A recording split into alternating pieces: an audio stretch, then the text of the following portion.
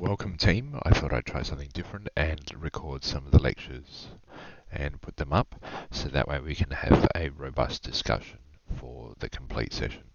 So, welcome to Chapter 6, Integrated Marketing Communications to Build Brand Equity.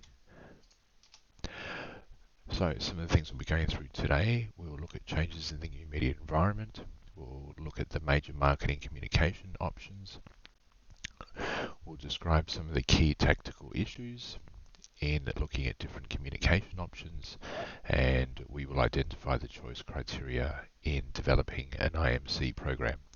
And we'll also look at the rationale for obviously mixing and matching communication options. So basically what this chapter does is it looks at the role of marketing communications. Obviously communication is extremely flexible, and what we're going to do is obviously link that back to brand equity. So the communication method is the way that a firm attempts to inform, persuade and remind consumers directly or indirectly about the brands they sell. And obviously advertising is one of the many means by which firms stay in touch with consumers and form relationships with them.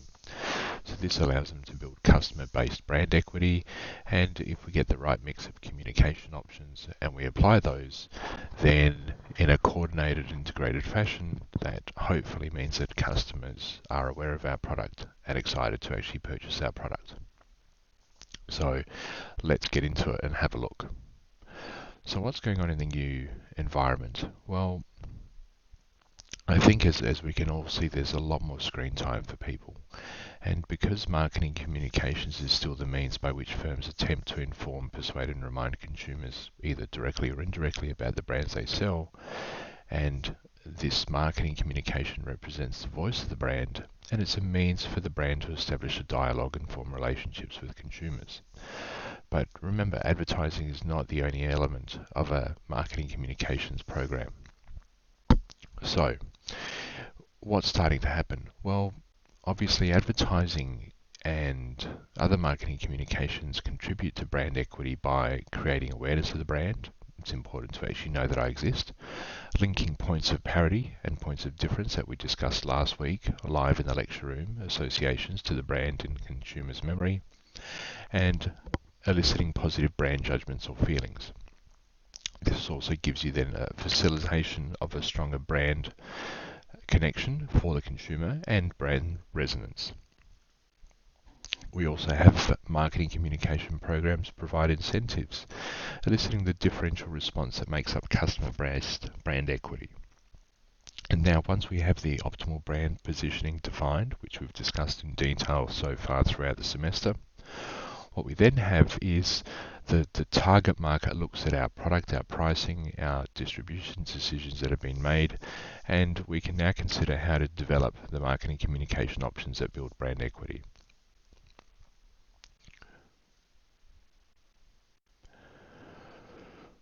So what are some of the things that have happened?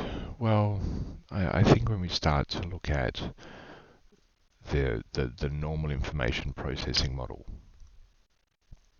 for people, so if you do remember, it's exposure, attention, comprehension, yielding, intentions, and behavior. So what we're starting to do now is actually expand the awareness, interest, desire model. And now bear in mind also, if we have any type of breakdown or failure in any step, then the communication is not successful. And what we need to think about continually is for us to be able to increase the role of the communication campaign and increase our odds. We need to make sure that at each attempt, the likelihood that we communicate with our customers and they take this on board increases. So what's this role of multiple communications that we talk about? Well, if we look at economic theory, it suggests that placing dollars into a marketing communication budget across multiple communication options should be done according to marginal revenue and cost. But other models emphasize more observable factors, so things like the stage of the brand life cycle, the objectives and budget of the firm, the characteristics of the actual product itself, the size of the budget, and media strategy of competitors. So all these are now contrasted with characteristics of the media. So therefore, what does that mean? It means that communications options differ for different target segments. If I'm young, I'm probably spending a lot more time on my phone in front of a computer screen. If I'm an older demographic segment, maybe I'm spending a little bit less time, but I'm also still spending time on my phone or computer screen. But that might also be linked into using things like, yes, believe it or not, newspapers or television or magazines. So we have multiple ways in regards to communicating with people.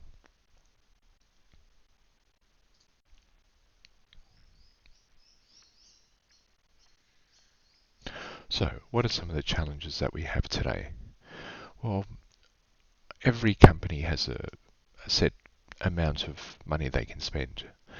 And obviously with multiple departments asking for their piece of the pie, it means that your IMC plan obviously needs to be efficient and effective. And also creative in a way of actually cutting through the huge amount of advertising that consumers see. And you'll remember that when we discussed, for example, last week, how many of you remembered adverts that you'd seen coming into university? The overall attention span of people is quite short. So what we need to be mindful of is that obviously that you're exposed to the communication, that somewhere along the way you've actually seen this communication, and that it actually gets your attention so you notice it. You need to be able to understand the message. So obviously that's a mixture of possibly words, visual cues. It could be things on the back of a taxi, so something that actually moves. So that means also that not only have you noticed it, but you've been able to actually understand what this ad is actually trying to talk about. And also yielding that you respond favourably to the message. So for example, if you're interested in going on a holiday, that you actually look at the advert and think, yes, I should actually book with company XYZ. Therefore, your intentions, something that actually happens in regards to you planning to act out in the desired manner of the communication, so that could be visiting the website, calling a phone number, something like that, and then the behaviour, actually doing something about it. So there is a simple test for this. First, do you actually have any current brand knowledge that we've discussed in detail before? And then if you have this, is there a way of linking this back to the consumer so that the consumer actually understands what their next step is in the process? Now keep in mind, we have multiple communication options now for us as a corporation. So this means, do we spend money on the internet? Do we spend money on magazines? Where is our target audience? Where are they looking? Where are they going? What are they starting to notice? So, down to the main things. Here are our overall communication options. We have for advertising and promotion, interactive marketing, events and experiences, and mobile marketing. So you remember, advertising is any form of non-personal presentation and promotion of ideas, goods or services by an identified sponsor. So our whole goal here is to get you to actually notice me. But it's difficult here to give you a whole set of detailed managerial guidelines because there are so many things going on. Now, we've got different types. Obviously, we all know television, powerful advertising medium. We've got sight, sound, motion, broad spectrum of consumers. It's a great way of vividly demonstrating product attributes and benefits.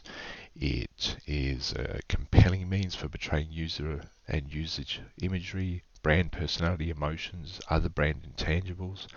But because of the fleeting nature of the message and all these other distractions that go on, sometimes consumers can overlook the product-related messages and the brand. At the same time, how many of you actually watch TV now sitting in front of a television, and how many of you are actually looking at videos, etc. online? So this, I think, is something to really take into account. There's also a large number of ads. There's also large non-programming materials, and this all creates clutter. And it's easy, therefore, for consumers to ignore or forget ads. There's a huge number of channels, not so many in Australia, but if you look at, say, overseas with, say, satellite TV, massive fragmentation. But I think the other benefit of massive fragmentation is that you've therefore got very specific channels that you can go for and actually then target the consumer there. Keep in mind you also now have TV on demand where you can actually download the show and watch it in your own time. And this creates a huge benefit for us. Consumers can use digital video recorders to skip commercials. But then again, the companies have also come out ways where you can't actually skip the commercial when you're downloading it and streaming it live. But also the cost of production is quite high, placement is high, and reach has declined. So these are things that we need to be mindful of. Obviously, TV networks will always argue so far that companies are allocating too much of their budgets to digital marketing, and they're also now trying to increase a single source set of data. And data also that, if possible, combines multiple media, because it means for us then as marketers, what we can do is understand and evaluate the effectiveness of different media channels and see how well that does or does not work.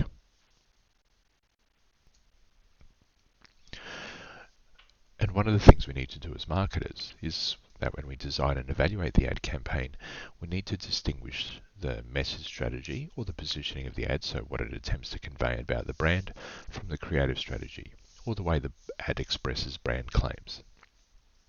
So, how do we now design effective campaigns? Well, obviously they are an art and a science. Some of our two major concerns are that we define the proper positioning to maximize brand equity, and we identify the best creative strategy to communicate or convey the desired positioning. And we've gone through again, like we said, positioning in great detail. Now, a lot of our creative strategies tend to be largely informational, so they elaborate on a specific product-related attribute or benefit, or they're largely transformational, portraying a specific non-product related benefit or image. Borrowed interest devices can attract consumers' attention for a while and raise their involvement. So for things like, cute babies, puppies, music, celebrities, fear-inducing threats, amusing situations. Or we can also use attention-getting tactics. But sometimes these tactics can also be too effective and then they distract from the brand or its claims. So what makes an effective TV ad? Something that is contributing to brand equity and can be demonstrated, and we can use copy testing to evaluate the effectiveness of the message and the creative strategies. Think of, say, The Bachelor and the adverts that link into The Bachelor and that have done well and actually link into who the target market and the audience is. So radio, pervasive, geographically targeted, relatively inexpensive to produce and place. It's effective in the morning and can actually complement and reinforce TV ads. So someone actually, for example, might be getting ready at home and they get in their car and then drive. Now the issue is if you're on public transport, and as most of us you can see are actually plugged into their phones, what are the people doing? What are they listening to? And therefore maybe when we get into it you can see that's why digital online advertising is such a huge thing for us today. Radio is low involvement, limited sensory options, so there are 4 factors critical to the success. You need to identify your brand early in the commercial. You need to identify it often. You need to promise a listener a benefit early in the commercial, and you need to repeat it often. So it can be creative. Print media, huge hit.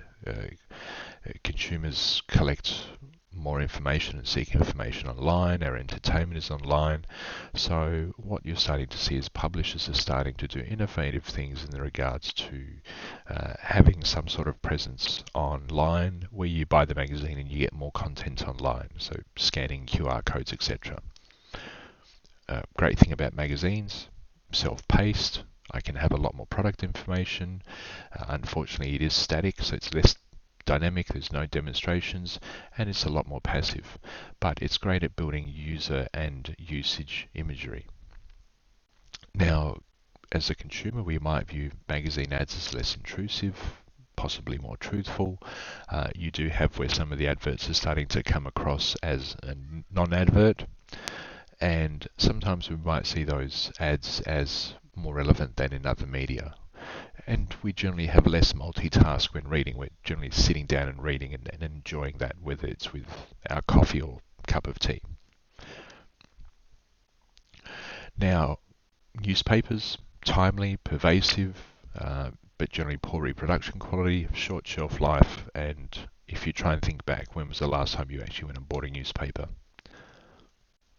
But they can communicate user imagery if it's like a simple type of advert. So when we start looking at print ad, what makes them really effective is that because there's many readers, we only glance at the most visible elements of a print ad. So the ad needs to critically communicate clearly, directly, and consistently in the ad illustration and headline. And there's a lot of research in regards to where people look and what they do with their eyes. Consumers can overlook the brand name if it's not easy to see. So we need clarity, consistency, and branding as the three key criteria in print. When we move to direct response, so this is mail, telephone, internet, other contact tools, and this is something that we're trying to do is we're looking to solicit a response from a specific customer and prospects. So direct mail remains popular, especially in the US. And in the US, direct response TV is now known as infomercials. There's been a steady growth in direct marketing, and this is because it's easy to set up toll-free numbers and websites, and this increases the demand for convenience.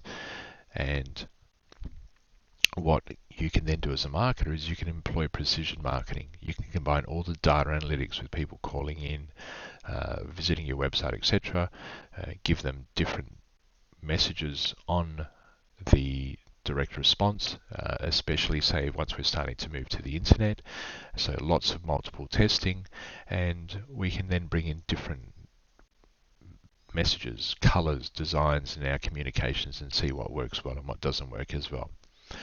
We can then also measure the effects, but again, there's intrusiveness and clutter.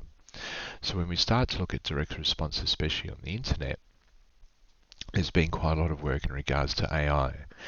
And what they're finding is that they're using AI to start to test not just A and B testing, but multiple tests of different communications to multiple segments, and then using AI to basically back up the main message and the best message for people. So these direct marketing programs, for them to be effective, they need to have up-to-date information lists, especially if we're using something like direct mail response. That means the customer list has to be clean. We need to make sure we put the right offer in the right manner, and we need to be able to track the effectiveness. So in regards to non-traditional or support advertising, this starts to then complement more traditional advertising. So this could be things like billboards. This is while you're walking around. Why? Because we don't all just live on a screen anymore, and we never did. And in the future, who knows? But we are still actually walking from the train to somewhere. We are still driving from somewhere to somewhere. We are still humans, and we spend a lot of our time actually not looking at our phones. So what this means is that we can put our ads and commercials in spots where people might not expect them, and it might be part of experiential marketing. So we're trying to now reach people in different type of environments. We can use billboards and posters in airport luggage carousels, parking meters, elevators, gas pumps. You see them in very different places that you normally would not expect. And you might have companies placing traditional TV and print ads in movies, airlines, lounges, etc. You have product placement in movies, videos, music clips, as we've discussed in multiple lectures so far. So marketers can communicate with consumers at the point of purchase in your shopping trolley, which we don't have that much in Australia, but there's a lot of it in overseas. Shelves in supermarkets, demonstration, sampling, coupons. There's multiple ways of trying to get to the consumer. So what we're trying to do is that these out-of-home ads, they need to be simple and direct. So it's that 15-second quickly get your attention. But it's really challenging to demonstrate reach and effectiveness through credible independent research. How do you know you saw my billboard at a certain specific place? And also, we need to have a certain time away from advertising as well. Now, keep in mind, not only do we have different types of promotion, but we've got consumer and trade promotions, and they're going for totally different target markets.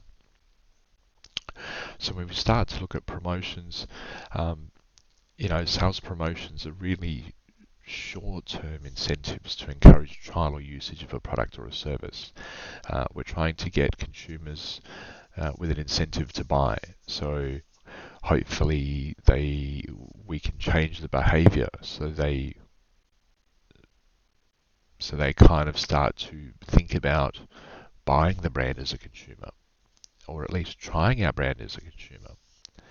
So when we start to look at some of the issues in regards to trade, what we're trying to do is actually have our trade partners, our distributors, our wholesalers, our retailers, actually start to push our product. And like we said, for example, retailers like Harvey Norman might actually have a budget coming from the manufacturer to then advertise the Sony television. Now, economic forces kind of also have worked against advertising. Rates rose, the media environment became more cluttered, and so that means that consumers start to make more decisions in store. We become less brand loyal, we switch, and you can see, for example, when we talked about the brands that you love and that you switched from in the last lecture, very few of you are brand loyal. And we're also more immune to advertising. Mature brands were less easily differentiated, and also retailers have started to gain power. So what's happened is, as marketers, we've turned to consumer and trade promotions as a more effective means of advertising and to influence the sales of our brands. The consumer sales promotions permit manufacturers to price discriminate. They can convey a sense of urgency. We can build brand equity through information or positive experiences. At the same time, they can actually decrease brand loyalty, and we can actually get people to switch from one brand to another. They can also, though, if we advertise too much, lead to lower quality perceptions or increased price sensitivity. Now, obviously, funds diverted to promotions means that they have to come from somewhere else, and that might mean money coming from different avenues of advertising, different methods of advertising, or even money coming away from research and development. Promotion sometimes can elevate the importance of price, and we know consumers buy on value, but if we start talking about price continually, then this can break down traditional loyalty patterns. Sometimes promotions subsidize buyers who would have bought the brand anyway. So, I might be brand loyal and just actually wait for that promotion to come up and then buy more and stock up more if it's, say, an FMCG. Consumers might attribute their purchase behavior to the promotion and not the merits of the brand. And now retailers also expect trade discounts. So that's from the trade point of view. Now, consumer promotions aim to change the choices and the quantity or timing of consumers' product purchases. So we might have things like samples, demonstrations, and different types of educational material. So they're franchise building. Now, Non-customer franchise building promotions might be price off packs, premiums, sweepstakes, refunds offers, etc. Things like that.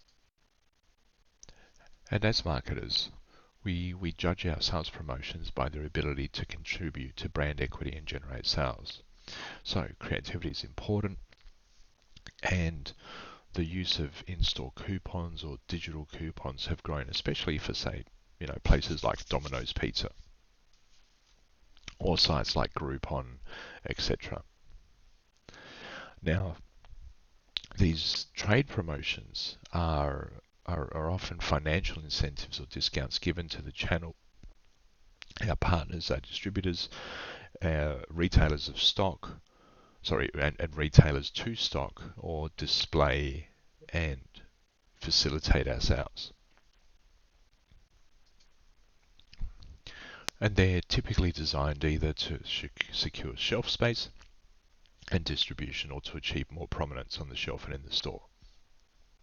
Now, many firms, though, are failing to see the brand building value in trade promotions.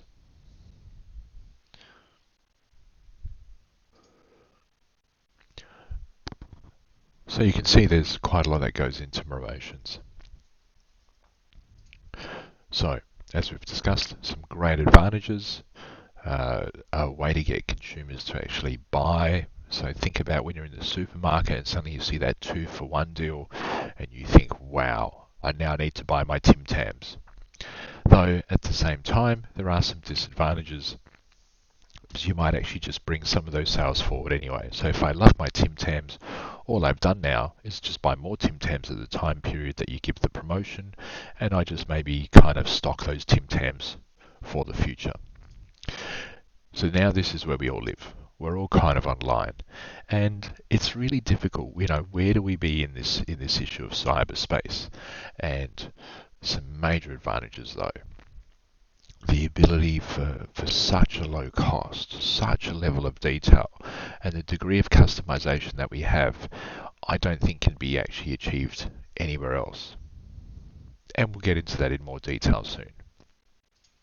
In regards to events and experiences, so these are the real life things we talked about, and whether that's experiential marketing or things like global sponsorship.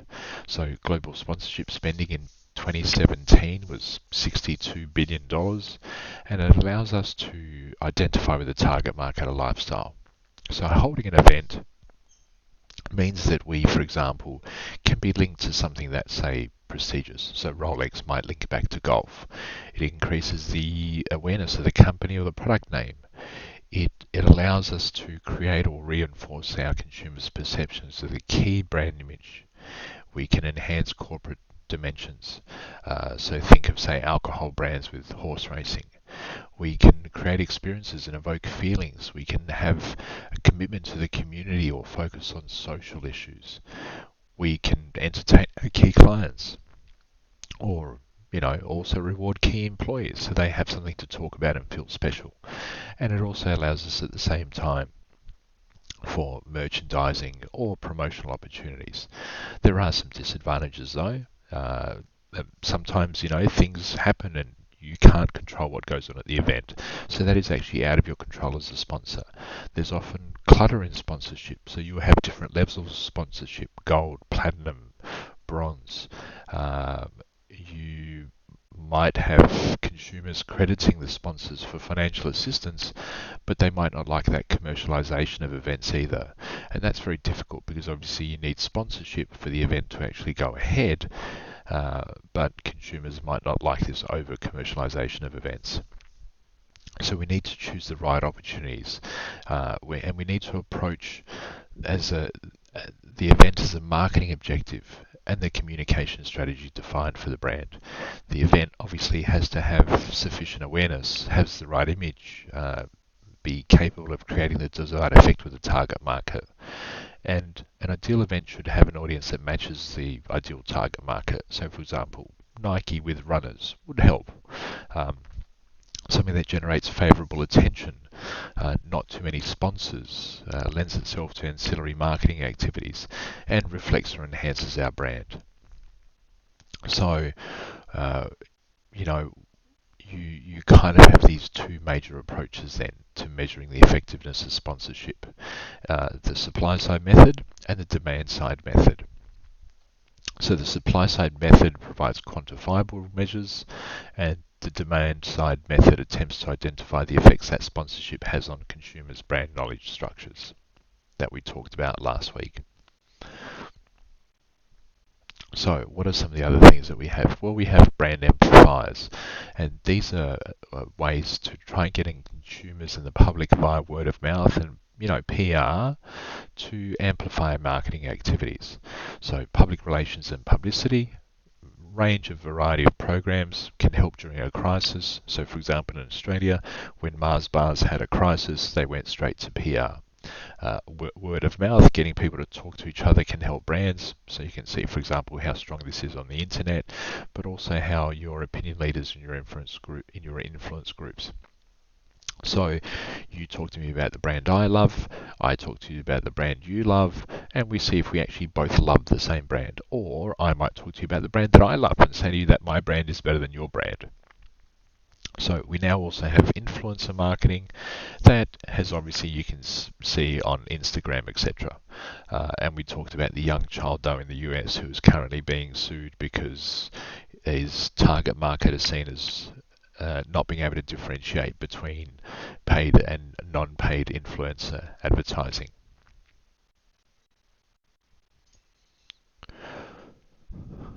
So think back to the last event that you went to and what the experience was like for you. And did the event touch your heart? Did it not? Did you feel it was over-marketed? Did you feel there was too much sponsorship? Was there too many brands running around? Now, in regards to mobile marketing, this is where we can, like we were saying, we can put the advert in different places. We've got some amazing technology coming up though. This ability to geo-target, where I can actually put the advert on your phone as you're walking through my shopping centre. And this means that as you get nearer to me, I can use your phone to send you an offer. So if you're walking past a McDonald's and I have a special on, for example, Big Macs, I can send you an offer if you've opted in to actually receive an offer from me to come and get a Big Mac. So this might actually remind you that yes, McDonald's is the best place, or not. So we talked about brand amplifiers as a way of actually getting people to talk about our brand.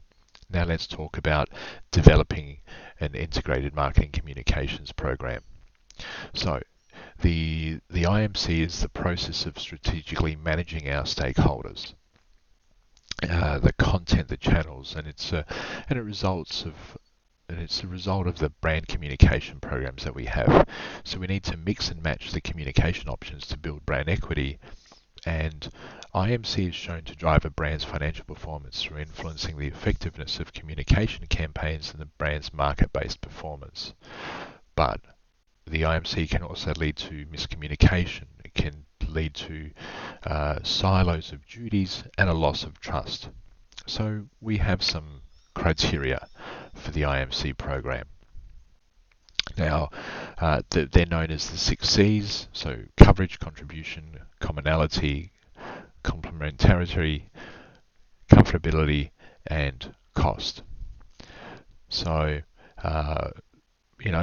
what we're trying to do is actually have this communication affect the consumer, and where we actually have exposure for the consumer, so that what we can do is then focus on one communication option. We can then enhance that option so that the consumer suddenly sits there and thinks, yes, this is the product that I want to buy. Now also, the consumers might have prior exposure to different communication programs as well. So they're things we need to be mindful of.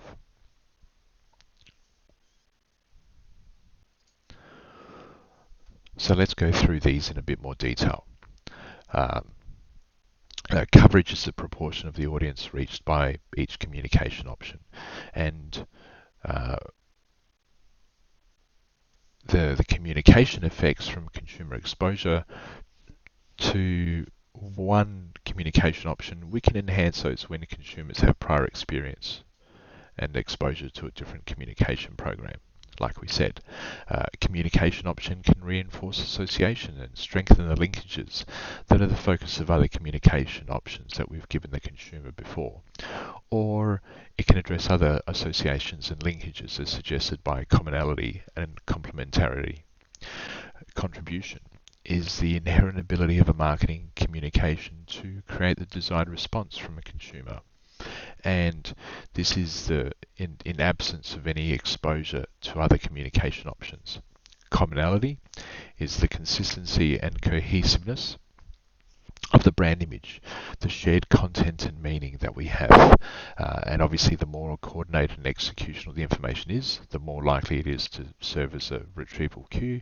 And if a symbol is established in one communication option, then as marketers we can use it in other communications to help cue memories from previous communications. Complementarity is the extent to which different associations and linkages are emphasized across communication options. Conformability, which we can be communication or consumer, is the extent that a marketing communication option is strong enough and robust and effective for different groups of consumers. Multiple information provision strategies can be used to appeal to different segments, and broad information provision strategies can provide rich or ambiguous information, so it might be enough to just work. And cost, well, cost is important because programs need to be effective and efficient. So, how do we go into using IMC choice criteria? Well, evaluating the communication options must be done we need to provide evaluation material, to our managers and also higher up to our board of directors. So, commonality and complementarity will often be inversely related, and conformability and complementarity will also be inversely related. Commonality and conformability do not share an obvious relationship though.